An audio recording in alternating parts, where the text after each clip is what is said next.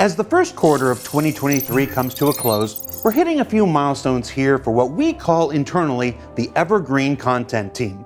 That's the folks that are dedicated to the creation of weekly, recurring, some might say evergreen video content.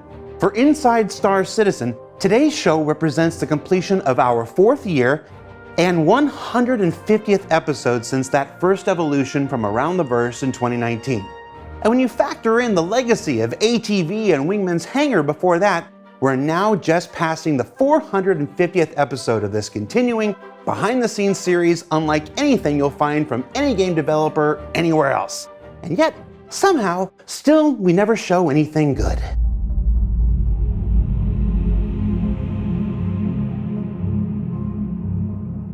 It also marks the personal completion for me of 8 years shepherding over 1,200 videos showcasing the creation of this project.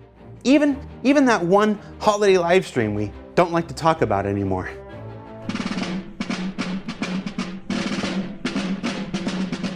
So, to sign us off for this quarter before we go about our regularly scheduled hiatus, we're bringing back an old favorite, that grab bag of tiny looks at various aspects from all over development, the Sprint Report. Hey. Now, for those of you who maybe have never seen one of these before, a sprint is what we call the internal 2-week cadence where developers go off on a task, come back to check in, see everyone's progress, get some notes, and then either move on to something else or go back for another 2-week sprint on the same feature. So, what that means is what you're going to see here this week is actually internal developer art, the kind they don't usually make to be seen publicly. It's not the flashy and somewhat mentally unstable work of the ISC gameplay capture team, who have been on quite a streak recently, possibly because we changed their medications. So without further ado, let's jump into the Inside Star Citizen Quarter 1 2023 Sprint Report and Clam Bake Showdown. I'm assuming that editorial will put a nice, subtle title on screen right here. Also, there's no Clam Bake Showdown. I don't know why I said that. Let's start things off with some spacecraft and vehicles, where there was recently a small onboarding task for a new hire to update the remote turrets for the 600i from Origin, which you can see here. I think we can all agree it's a noticeable improvement over what's in the game today. And if you watched last week's ISC on the upcoming changes to tractor beams in Alpha 319 and beyond, you might have noticed the Argo SRV flying around in that Beyond section. Here's a closer look at its progress as it currently makes its way through final art towards a scheduled release later this year. Now, for those who follow the progress tracker on the public roadmap, here are your first looks at 3 vehicles currently making their journeys throughout the pipeline, starting with the RSI Lynx Rover, companion sojourner to the famous Ursa we all know and love, and often found packaged with the luxurious Constellation Phoenix. It's currently in gray box phase, and it's nice to see the RSI styling continue to evolve. Especially with those tires. I mean, I'm not usually a tires are cool dude, but those are cool tires, right? And as we move inside, we can take a look at the cockpit coming along. And then there's the rear, which is at the back, and which is already far more fancy than its Ursa brethren. Okay, I thought the tires were cool, but can a chair also be cool? Because that looks like a comfy-ass chair. Can I say that? No, I just edited it out. Yeah, it'll be fine. Good job. There's also the Crusader Spirit, which just entered gray box phase recently. You can see here early work on the exterior, making certain every part of it matches the metrics laid out in the white box phase before it. Then popping in through the rear of the ship, which, like the Lynx, is also in the back. And then into the cockpit that's looking, well, a bit contrasty at the moment. But that's not uncommon for gray box phase, as this period is mostly about defining shape language and material breakup before everything gets refined later in final art phase. And then let's take a look at the gray box bomb bay for the bomber variant that's being worked on in tandem with all the others. Finally, let's look at recent gray box progress on the Apoa Santok Yai, the alien Shion fighter, where you can see the exterior coming along pretty well. The thrusters are being modeled out.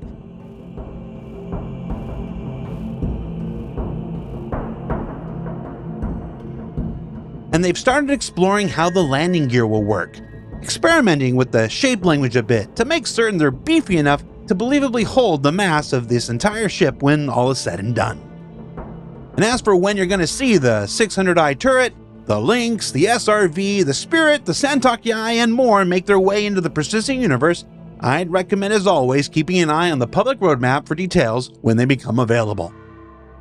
Now let's move from ships that fly to winged creatures. As astute readers of the monthly report might already be aware, one of the many things the AI team is currently working on is pushing Boyds development in the persistent universe. Now, Boyds are the algorithmic behavior of small creatures that can populate the planets and moons of the persistent universe, with a test here of condors slowly learning to avoid flying into mountains or drowning in the oceans beneath them. Dun dun dun dun dun dun dun dun dun dun dun dun Condor Man. Nobody, huh? Just me? And then some work on ocean fish. Here, completely, totally, and utterly unanimated. It's just a test of behaviors here, people, without all the motion parameters that'll make them look good one day. Now, I'm including this as a test. If I see all you out there on the internet's like, these Star Citizen fish look great, I'm gonna know you don't listen to a word I'm saying. My feelings will be hurt.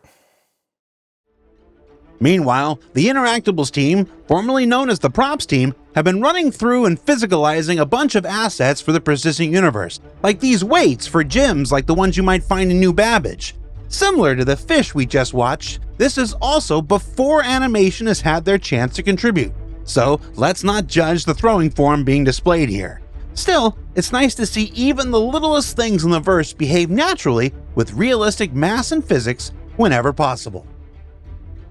This effort to make things behave as you'd expect them to also extends to the coffee machines of the verse, with a pass recently done to go through and repair their broken functionality. Now, I did consider turning this section into an update on either bartender or mess hall features, just for old time's sake, but someone who will go unnamed stopped me. Just know that there are heroes out there looking out for each and every one of you.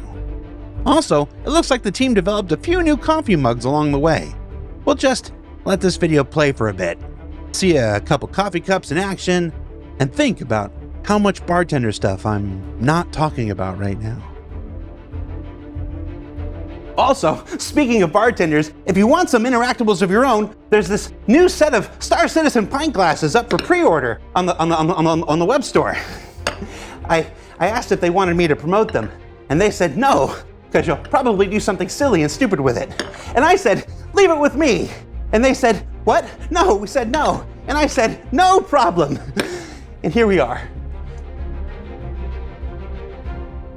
Back to the Interactables team, they've also been prototyping a new way to hang a variety of posters on the walls of the player habs and spacecraft with these new, expanding electronic devices that could let you decorate any space that's marked up for them. The prototyping here is using common adverts for in-universe events, but the possibilities of this feature become apparent very quickly in allowing players to not only decorate their spaces, but to collect and memorialize important moments from their time in the persistent universe, to take missions to set up flyers for in-game shops or events, post bulletins for bounty missions, and much, much more. And this last bit is from both the Interactables and Mission Feature team, who have been developing the next dangerous new contraband to sweep its way through the persistent universe, grasping weevil eggs. Grasping weevil eggs. Is this what's the file name? Oh, no, that's what it is. Huh. Let's switch on over to the Environment, Planetary, and Lighting team's work with these images of updated atmosphere progress for the planet Hurston, which adds a stronger layer of pollution much closer to the planet's surface that helps suck light out of the atmosphere, add a richer gradient, and really just makes the place seem dirtier overall, which we can expect to play very well with the upcoming Loreville 2.0 in Alpha 3.19, some of which you can see here. I'm just gonna let these images speak for themselves a bit.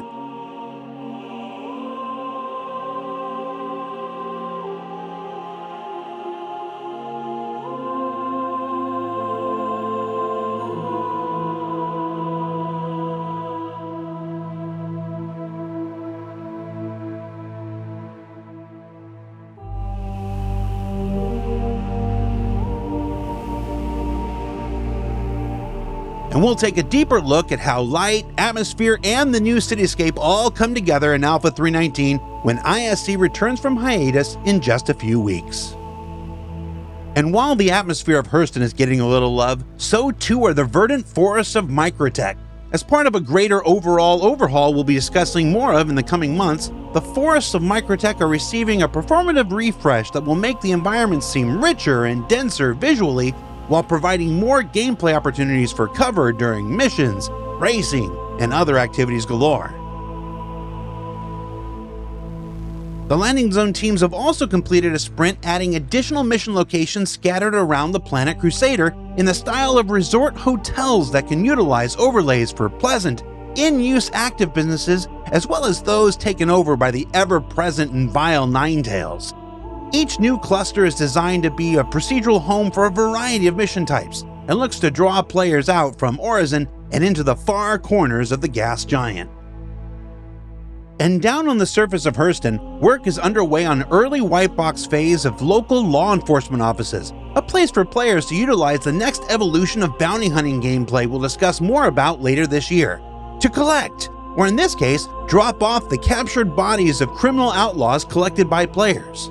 Now the drop off here is right up front, cause in early tests, it was getting kinda weird just walking through the hallways, pushing bodies deeper and deeper into the facility.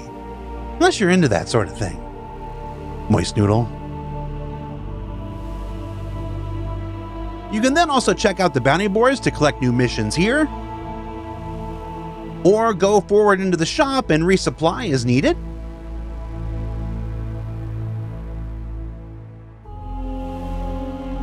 And there's an office for meetings, but who needs more of those in life?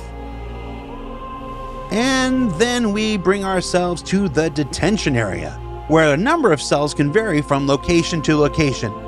I suspect that many of you will be looking forward to spending your time anywhere else besides Kleischer, even if it's just a jail and not a prison.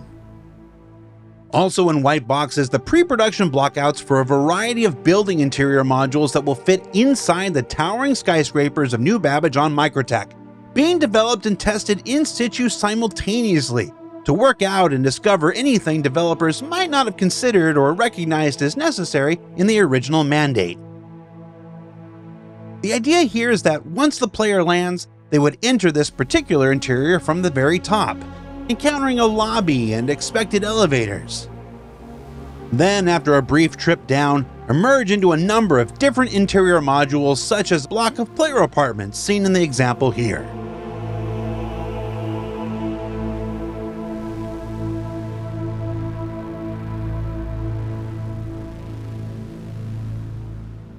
And speaking of modular interiors, the Montreal Tools team continues their work refining the very process used to make locations for the persistent universe, including several sprints on something called the PuLocations tool, a plugin that artists and designers can use to build and iterate modular locations quickly for the various star systems of the persistent universe.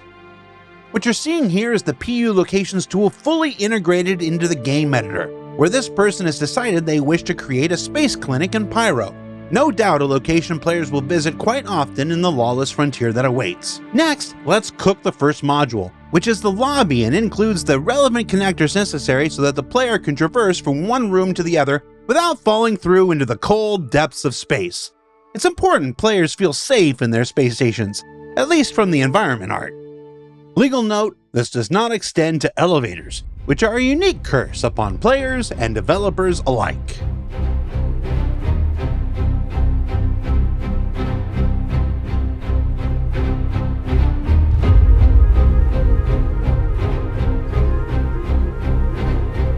Next is what's called the Universal Room, which is a super fancy programmer term for hallway.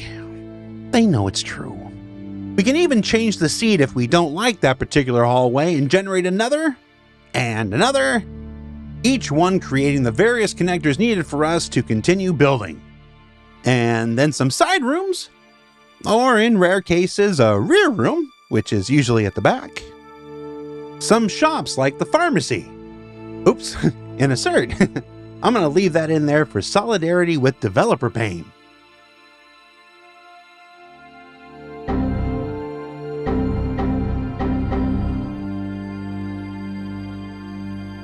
Now let's go inside and start cooking some overlays, which is basically everything involved in the set decor that will further distinguish one space clinic from the next. Things are pretty generic at the moment, so we turn on our viz areas, check our tags, start the cook, and whoa, nice. We move forward. Looks like we forgot to cook a container. Easy enough. We're not going to put rooms here, so let's go ahead and start closing these connectors off. And then we can cook us up another overlay for this side room here. Nice.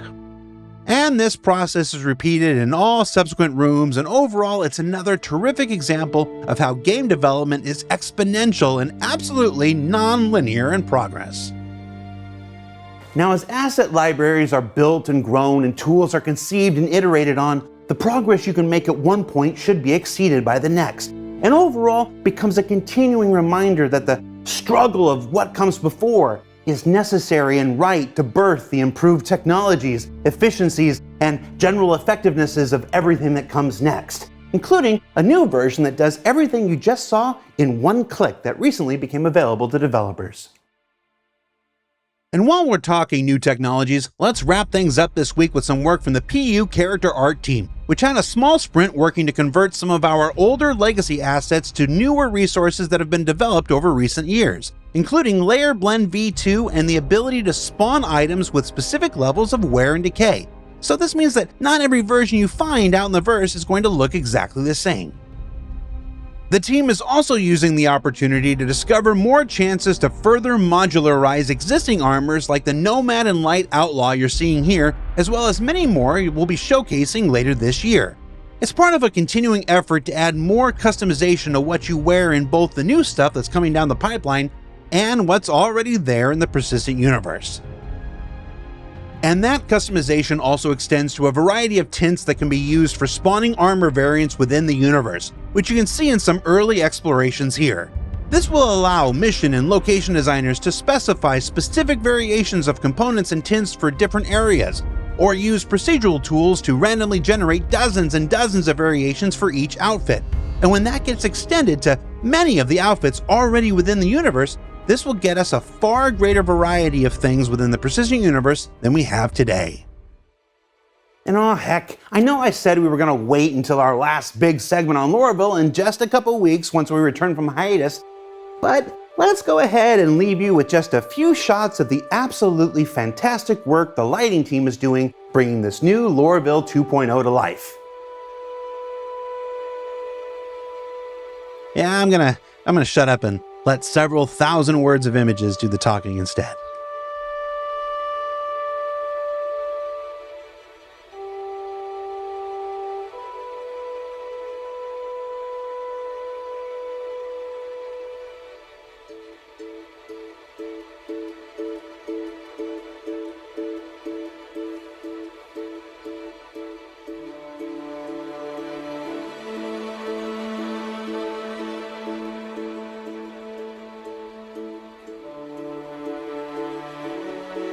So what did we learn this week?